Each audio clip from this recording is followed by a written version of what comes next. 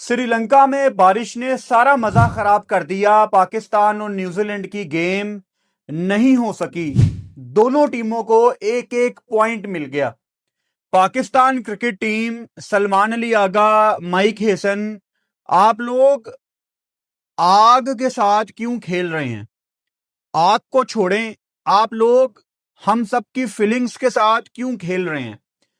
अब जो बातें मैं आपसे करूंगा अगले 2 मिनट में, उन बातों को समझने के लिए आपका साइंसदान होना जरूरी नहीं है, आपका क्लब क्रिकेटर होना जरूरी नहीं है, आपका इंटरनेशनल प्लेयर होना जरूरी नहीं है। अगर आपके अंदर थोड़ी सी भी कॉमन सेंस है और आप थोड़ा बहुत क्रिकेट को समझते हैं तो आपको मेरी बातें समझ आ जाएंगी। आज सुबह से ये बिल्कुल क्लियर बात थी कि कोलंबो में बारिश है। अब बारिश थोड़ी होती है या ज्यादा होती है, लेकिन बारिश ने आना ही आना था। यानी ओवरकास्ट कंडीशंस थी। आज दिन में 1 सेकंड के लिए भी कोई कड़क धूप नहीं निकली। कड़क धूप जब निकलती है तो स्पिनर्स को बहुत ज्यादा हेल्प मिलती है। अब ये कोलंबो की पिच है, यहां पे अगर कोई कड़क धूप नहीं भी लगी ना तो थोड़ी बहुत स्पिनर्स को यहां पे मदद मिलनी ही मिलनी है, क्योंकि कोलंबो की मट्टी पे स्पिन काफी ज्यादा आपको डोमिनेट करती नजर आती है। ओवरकास्ट कंडीशंस हैं, बादल आए हुए हैं, बारिश कभी भी आ सकती है। पता नहीं, शायद पाकिस्तान टीम को ना आज बस अल्लाह ताला ने बचा ली है, क्योंकि जो टॉस पे आपका डिसीजन था मेरी समझ से बाहर है। हम कब तक टॉस पे गलत फैसले करेंगे? 1999 से लेके आज हम 2026 में आ गए हैं। पाकिस्तान टीम, ओवरकास्ट कंडीशंस, बारिश और टॉस जीत के बैटिंग का फैसला। कॉमन सेंस आपने इस्तेमाल करनी है, कोई ज्यादा इसमें दिमाग लड़ाने की जरूरत नहीं है। टॉस आप जीतते हो, अभी बारिश नहीं हुई, आपने टॉस जीत के फौरन कह दिया कि हम पहले बल्लेबाजी करेंगे। क्या आपके दिमाग में 1 सेकंड के लिए डकवर्थ लुइस था? क्योंकि अगर आप पहले बैटिंग करते हुए 20 ओवरों में 170 बोर्ड पे लगा देते। अब मैं 170 इसलिए कह रहा हूं कि हमारी एज ए टीम जो रेंज है वो 170 की है, वो भी अपने अच्छे दिन पे। चलो 175 कह देता हूं मैं। 170 से 175 आप 20 ओवर्स के अंदर कर सकते थे। अब हमें यहां पे पता था कि आज जो सबसे ज्यादा बारिश थी ना, वो शाम 6, साढ़े 6 बजे से लेकर रात को 8, 9 बजे तक थी। अब हमें यह पता था कि बारिश आ सकती है, और बारिश जब आती है डकवर्थ लुइस के तहत चेजिंग साइड को हमेशा आसानी होती है। अगर आप पहले बल्लेबाजी करते हुए 170-75 बोर्ड पे लगा देते तो न्यूजीलैंड को लेट से बारिश पड़नी थी, क्योंकि बारिश थी, it was always on the cards. New Zealand को तकरीबन 10 ओवरों में 105, 106 का टारगेट मिलना था। अगर मैं ऑन एवरेज आपको बताऊं डीएलएस मेथड के तहत, उनकी टीम में फिन एलन है, उनकी टीम में टिम साइफर्ट है, नीचे फिर आप जानते ही हैं कि मार्क चैपमैन कितना पाकिस्तान के अगेंस्ट अच्छा खेलना पसंद करते हैं, ग्लेन फिलिप्स भी है, डेरिल मिचेल भी है। मतलब आपको क्या लगता है कि न्यूजीलैंड ने 10 ओवरों में 110, 105, 106, 7 नहीं करना था? आपने किसको बेवकूफ समझा हुआ है? और ये किसका दिमाग है? ये किसकी स्ट्रेटजी है? चलो मैं डीएलएस मेथड को, डकवर्थ लुइस को गेम से निकाल देता हूं थोड़ी देर के लिए। आपको पता था ना कि यार 6:30 के बाद बारिश आ सकती है, और टॉस श्रीलंकन टाइम के मुताबिक 6:30 बजे था। 7 बजे ये गेम शुरू होनी थी श्रीलंकन टाइम के मुताबिक, हमारे टाइम के मुताबिक 6:30। टॉस के इर्द गिर्द कहीं पे बारिश थी। अब अगर मैं पाकिस्तान टीम के साथ हूं ना, तो मैं इनको कहूंगा बॉयज हम टॉस जीत के पहले बॉलिंग करेंगे, क्योंकि हो सकता है, अब क्योंकि फोरकास्ट नाम की एक चीज है, दुनिया 2026 में चली गई है, this is a modern world. आपको पता होना चाहिए कि बारिश के चांसेस सबसे ज्यादा कब है। 96% शो हो रहे थे बारिश के चांसेस 6:30 के करीब। आप टॉस करते हो, आप बल्लेबाजी करते हो, अब आप डीएलएस मेथड को साइड पे रख दो, आप टॉस करके बैठ जाते हो, बारिश शुरू हो जाती है, विकेट विकेट के ऊपर कवर्स आ जाते हैं। अब जब वो कवर्स हटेंगे तो क्या विकेट के नीचे नमी होगी? अगेन, इसका जवाब देने के लिए आपको कोई बहुत ज्यादा साइंसदान होने की जरूरत नहीं है। जैसे ही बारिश के बाद कवर्स हटने थे तो विकेट के ऊपर थोड़ी बहुत नमी होनी थी। अब जब विकेट के ऊपर थोड़ी सी नमी होती है तो ये बॉल स्पिनर्स के हाथ में कम रहती है और फास्ट बॉलर वहां पे मेला लूटते हैं। अर्ली ऑन 4-5 ओवर्स में अनप्लेएबल कंडीशंस होती हैं और आपकी प्लेइंग 11 में आपकी एक जिद है कि आप आज भी एक फास्ट बॉलर के साथ गए हुए थे। न्यूजीलैंड फर्स्ट वर्ल्ड कंट्री, पढ़े लिखे लोग, समझदार लोग फोरकास्ट को समझते हैं, थोड़ा सा दिमाग भी इस्तेमाल करते हैं। लॉकी फर्गसन 150 पे बॉल करता है। उनकी बेबी की पैदाइश हुई, वो न्यूजीलैंड गए और 2 दिन वो वहां पे अपनी फैमिली के साथ टाइम गुजार के कल रात को लेट नाइट वो श्रीलंका पहुंचे हैं और आज वो न्यूजीलैंड की प्लेइंग 11 में थे। क्यों? क्योंकि कीवी टीम को पता था कि फोरकास्ट में यहां पे बारिश है और जब बारिश आएगी, बारिश ठीक ठाक आएगी क्योंकि 96% तक चांस है विकेट को ढका जाएगा। और जब विकेट के ऊपर से कवर उठाए गए, विकेट के ऊपर नमी होगी, विकेट के अंदर नमी होगी और वहां पे हमारे फास्ट बॉलर्स पाकिस्तान को हिलने नहीं देंगे। न्यूजीलैंड ने अपनी टीम में लॉकी फर्गसन को भी खिलाया, जो मेरे लिए एक बहुत बड़ा सरप्राइजिंग एलिमेंट था क्योंकि न्यूजीलैंड कभी भी रश नहीं करती। रात को वो बंदा पहुंचा यार, उसको आज प्लेइंग 11 में डाल दिया। उसके अलावा उनकी टीम में मैट हेनरी भी था, फिर नेशम भी पूरा बॉलर है। आपकी प्लेइंग 11 में सिर्फ एक सलमान मिर्जा था। इससे पहले कोई मुझे कहे कि फहीम अशरफ भी है, तो फहीम ने इंडिया के खिलाफ बॉलिंग क्यों नहीं की? क्योंकि हार्दिक पांड्या और बुमराह ने तो हार्ड लेंथ पे हिट करके हमें बल्ला नहीं लगाने दिया था और तब कोई बहुत ज्यादा बारिश नहीं हुई थी। आपको नेचुरली कोलंबो के पिच पे हार्ड लेंथ को हिट करते हुए आपको एक बाउंस मिल रहा था। तो आज आप गेम प्लान में, आप तैयारी में कीवी टीम से पीछे थे। आपने आज नसीम शाह को प्लेइंग 11 में ना डाल के बहुत ज्यादती कर दी सलमान अली आगा। शायद ये स्ट्रेटजी माइक हेसन की है, बट मेरा ताल्लुक कोई नहीं है माइक हेसन के साथ। मैं माइक हेसन को ना अपने साथ एसोसिएट नहीं कर पाता।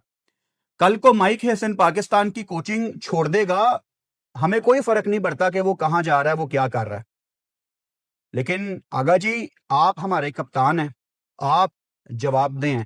आपकी तस्वीरें पाकिस्तान क्रिकेट बोर्ड के हेड ऑफिस में लगी हुई हैं कि ये पाकिस्तान के कप्तान हैं। आपका नाम तारीख में लिख दिया गया है कि आप हमारे कप्तान हैं, हमारे लीडर हैं। लेकिन जो आपके डिसीजन हैं वो या तो आपके डिसीजन नहीं है या तो आपके हैं और ये गलत डिसीजन है।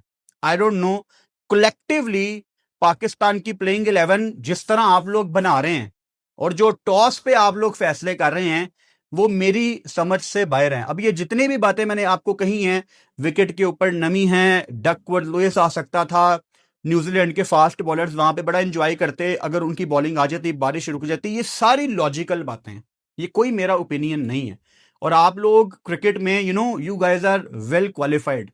पाकिस्तान ने एक चेंज किया था अपनी प्लेइंग 11 में, ख्वाजा नाफे को बाहर बिठा के आज फखर जमान को इंक्लूड किया गया था और बाबर आजम आज भी चौथे नंबर पे मौजूद थे।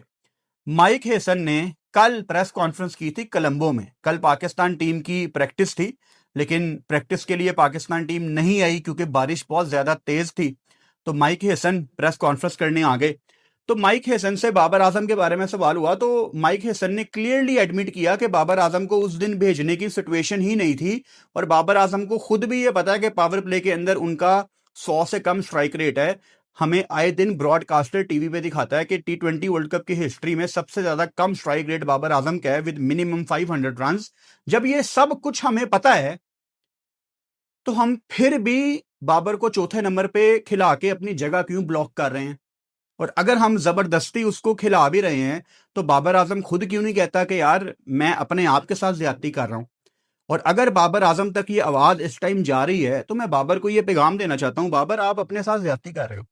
आप अपने फैंस के साथ ज्यादती कर रहे हो, क्योंकि अब कोई बात नहीं बची आपके फैंस के पास कि वो किस तरह आपको बैक करें।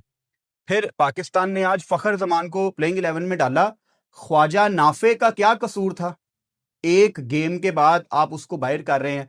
फखर जमान का प्लेइंग 11 में होना मेरे लिए एक काफी अच्छी खबर थी, लेकिन फखर जमान को आना चाहिए था चौथे नंबर पे। क्यों? क्योंकि फखर का चौथे पे 150 का स्ट्राइक रेट है, एक सैंपल साइज आपके पास मौजूद है। एक बाबर आजम को एडजस्ट करने के चक्कर में आप सबकी जगह ऊपर नीचे कर रहे हैं। अब माइक हैसन की बातों से यह भी हमें अंदाजा हो गया कि Babar Azam will not open in this tournament, क्योंकि उन्होंने क्लियरली मेंशन किया ना कि उसके स्ट्राइक रेट का मसला है वगैरह वगैरह। और खैर साइम और फरहान को यह पूरा टूर्नामेंट मिलना चाहिए, मैं तो इसी बात पे कायम हूं। समझ नहीं मुझे आ रही कि क्या मजबूरी है कि आप लोगों से ठीक प्लेइंग 11 नहीं बन रही। दूसरी टीमें आपको प्लेइंग 11 बना बना के यहां पे दिखा रही हैं कि इस तरह प्लेइंग 11 बनाते हैं। आज भी आप शादाब, नवाज, फहीम, आप तीन तीन ऑलराउंडर्स को लेके जा रहे हो। 9वें नंबर तक आपने फहीम अशरफ को रख के दुनिया को पैगाम दिया हुआ है कि हम डरे हुए हैं।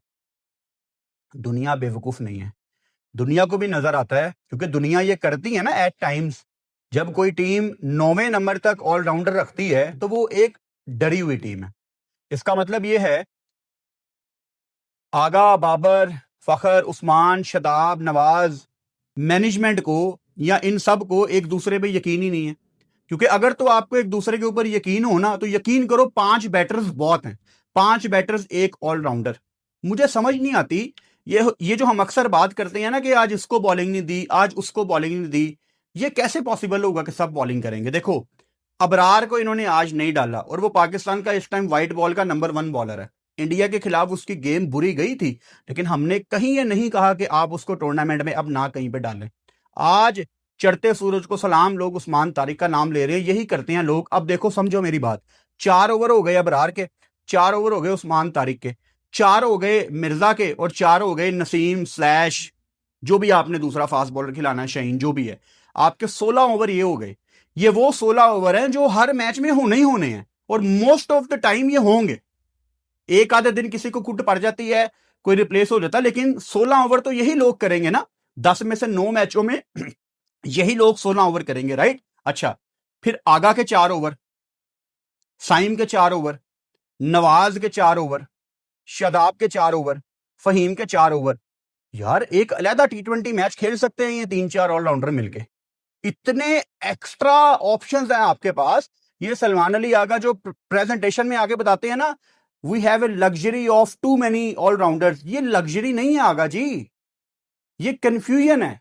ये अगर आपको कोई बता रहा है ना कि ये लग्जरी है, वो लग्जरी नहीं है। क्योंकि लग्जरी वो होती है कि आपके 2 पूरे हैं और एक आपके पास एक मिस्ट्री ऑलराउंडर टाइप कोई बैठा हुआ है, वो लग्जरी होती है एक आधी।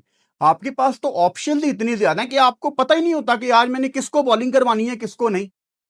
वो हम ठीक देखते हैं कि किसी दिन फहीम रह जाता है, साइम 1 ओवर करता है, 2 विकेटें लेता है, और फिर मजबूरी बन जाती है उसको अगला ओवर ना करवाना। तो ये चल क्या रहा है? आप गलत प्लेइंग 11 खिला रहे हैं।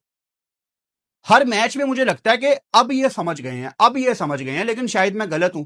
अच्छा, अब सुपर 8 है, हर गेम में हमने लाइव आना है और हर गेम की हमने इंशाल्लाह वीडियो करनी है। हमारे ही ग्रुप की कल दूसरी गेम है इंग्लैंड और श्रीलंका की। ये गेम है कैंडी में, जहां कोलंबो से ज्यादा तेज बारिश है। तो इस ग्रुप का क्या होना है मुझे समझ नहीं आ रही, क्या होना है इस ग्रुप का। और पाकिस्तान टीम ने कल कैंडी ट्रैवल करके चले जाना है। आपकी इंग्लैंड और श्रीलंका की गेम्स कैंडी में है, तो आपका फोकस अब उस पे होगा। अब ये जो 1 पॉइंट आपको मिला है या 1 पॉइंट जो न्यूजीलैंड को भी मिला है, अब मुझे नहीं पता कि इसका आपको फायदा होना है या नुकसान होना है। अब हमने टूर्नामेंट्स में ये चीज देखी हुई है माजी में कि 1-1 पॉइंट की वजह से कभी आप टूर्नामेंट में आगे चले जाते हैं, कभी वो आपको नुकसान भी हो जाता है कि आपका 1 पॉइंट कम रह गया। अब बाकी मैचेस में क्या रिजल्ट आते हैं ये हमें तभी पता लगेगा। लेकिन आपकी प्लेइंग 11 देख के, आपका टॉस का फैसला देख के मैं यही नतीजा निकाल सकता हूं कि बस आज हमें ना अल्लाह ताला ने बचा ली है। वरना यहां पे अगर कवर्स हट जाते और न्यूजीलैंड की अगर बॉलिंग आ जाती तो भाई साहब उन्होंने आपको हिलने नहीं देना था और 10-15 मिनट में आपका टॉप ऑर्डर उन्होंने इस तरह फर्क करना था। और ये आप होता हुआ देखते अगर कवर्स हट जाते, क्योंकि एवं ही उन्होंने लॉकी फर्गसन को नहीं डाला टीम में। कॉमन सेंस की बात है कि कवर्स ने हटना था, विकेट के नीचे नमी होनी थी भाई, फास्ट बॉलर ने वहां पे सारा मेला लूट लेना था। अब ये बातें अगर हमें पता है, इनको नहीं पता, तो मेरे लिए बहुत ही अफसोस की बात है। दुख हुआ मुझे कि आज गेम नहीं हो सकी। सुपर 8 की पहली गेम थी, असल वाला वर्ल्ड कप अब शुरू हुआ है और बारिश के साथ इसकी शुरुआत, this is very bad start of super 8 game. कल दोपहर को श्रीलंका और इंग्लैंड की गेम है, उसमें भी मैं लाइव आऊंगा। 2:30 बजे वो गेम है ना, तो इंशाल्लाह मैं कल 2 बजे लाइव आ जाऊंगा। तो कल दोपहर को 2 बजे इंग्लैंड और श्रीलंका की गेम में आपसे मुलाकात होती है। Good night.